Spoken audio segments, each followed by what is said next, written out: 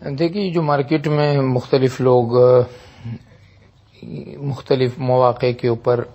خیرات یا اس طرح کی چیزیں کرتے ہیں اور اس سے مختلف نام دیتے ہیں، ان میں زیادہ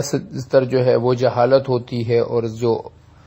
کر رہے ہوتے ہیں اس چیز کے بارے میں انہیں معلوم کچھ نہیں ہوتا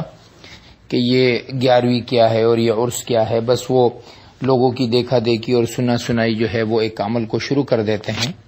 تو اگر کوئی ایسا آدمی ہے کہ جس کے بارے میں معلوم ہے کہ زیادہ دیندار بھی نہیں ہے، بس وہ ایک شوق ہے کہ بھئی ہلا گلا ہو، تھوڑی سی دیگیں آئیں، مارکیٹ میں بریانی بٹے اور اس طرح کی چیزیں ہوں، تو پھر اس صورت میں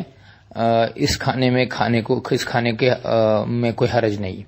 لیکن اگر تو وہ باقاعدہ اس کے لیے کوئی محفلیں جماتے ہیں اور اس کے لیے جو ہے ایسی کوئی چیزیں کرتے ہیں کہ جس میں